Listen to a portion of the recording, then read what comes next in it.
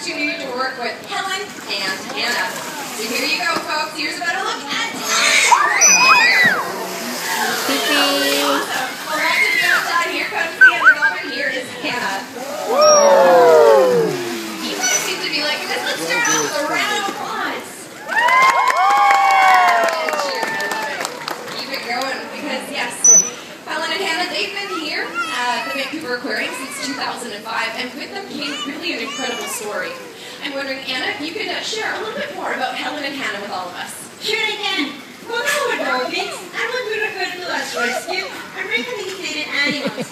They were actually found entangled in fishing nets off the coast of Japan and brought to a rehabilitation facility where they were deemed non-releasable. Luckily, they found a permanent home here at the Wild Coast. Working with me today is Helen. She has been in the aquarium since 2005. During this time, we've been able to build and maintain a very strong relationship with her in order to provide her with the best possible care from training and regular checkups. In fact, every day that we spend with her reveals more information about their species, as well as their individual personalities, which, believe it or not, are just as different as you and I. But most of all, Helen and Hannah remind us every day that we still have so much to learn about cetaceans. Absolutely. Thank you, Anna. Well, when it comes to these dolphins, there's one thing that we do know. That's where you can find them, the Pacific Ocean. Where the range really begins down in northern Mexico, and then it extends up to Alaska and over across to Japan. There's a lot of places that you can see them, but that's one of the only things we know. There's a lot of questions to be answered, and therefore research is incredibly important. I'm curious, has anyone ever wanted to research or study dolphins before? Or maybe still do? Anyone? Yeah? Well, there's a way that all of you can help out, and that's by reporting anytime you see a cetacean to wildwhales.org. If you look around this habitat, you'll see wildwhales.org listed around there, and that's for us to know about the 23 different cetaceans that you may have on a glimpse of.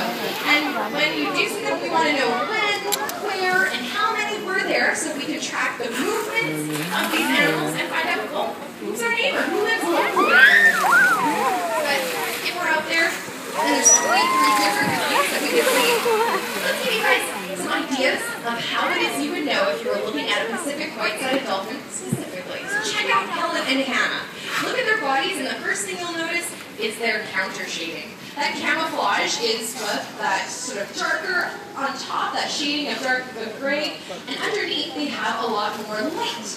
That white underneath will make it difficult for predators to see them from different angles.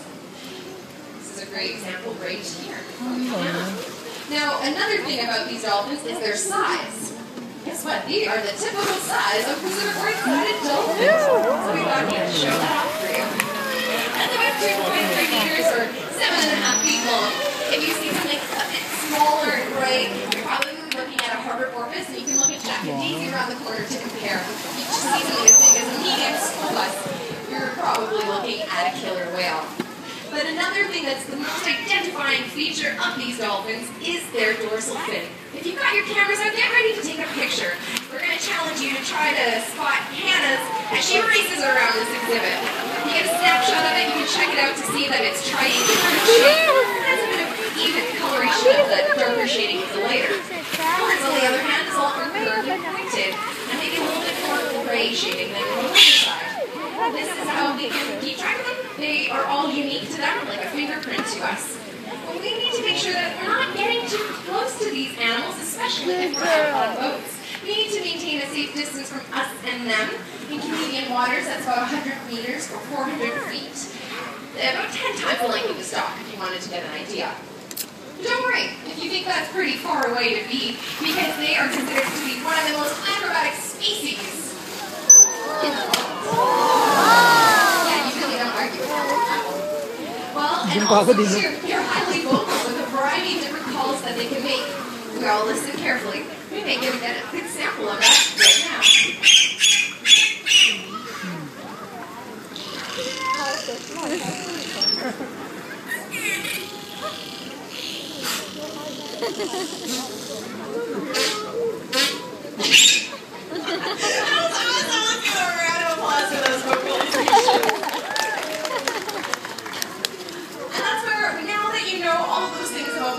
white-sided dolphins, we hope you all have that experience to see them and that you let us know.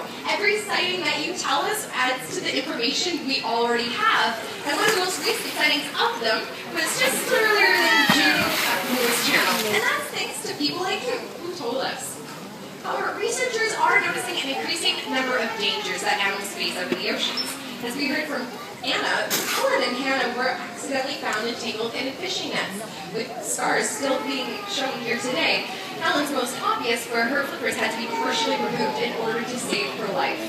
Humans are a major threat to these animals, but it's our responsibility to recognize that we can help make our oceans safer from the likes of animals like Pacific white-sided dolphins. And here at the Vancouver Aquarium, researchers, with the help of Helen and Hannah, are doing just that. We've had a study with these dolphins we've been doing for over 5 years now, where we've been looking at their echolocation. Dolphins use sound to navigate, a lot similar to how boats and submarines use sonar. The way that they do it is by making sounds like this. These are actual Pacific white-sided dolphin echolocation clips. So when they make these sounds underwater, they're sending it out around them. And then it'll change. It'll come back, and they can interpret what their surroundings look like from those changes. We know that that is a very accurate sense, but they also have an amazing ability to see. So through a demonstration right here, you'll be able to see how Hannah can find a relatively small object quite instantly without knowing where it went first and bring it right back to Leonora. How about a round of applause for Hannah's retrieval? Now through this, we know that they have an amazing ability to echolocate as well as see, yet approximately 800 whales, dolphins, and porpoise accidentally die in fishing nets every single day. That's what we're trying to figure out, is how maybe to better protect them from that threat. Here at the Vancouver Aquarium, researchers are working with Helen and Hannah to see if they can detect different nets of different shapes and sizes and different distances from them, so that maybe we can get closer to some answers. Here at the Vancouver Aquarium, these dolphins are ambassadors for their species. They help us protect our oceans, and you can too, with every sighting that you make to wildwhales.org. We're hoping that you can tell us a little bit more so that researchers can go out and make, well, maybe some ideas of their own by seeing these dolphins firsthand, and then really help protect them. We are a non-profit organization dedicated to the conservation of aquatic life, and it's with your help that researchers will reveal the secrets of Pacific white-sided dolphins, which is so vital to their continued survival. On behalf of myself, our trainers Leo and Anna, and of course, Helen and Hannah. Thank you so much everyone for coming to our dolphin show. Enjoy the rest of your day here at the Vancouver Aquarium. Yay!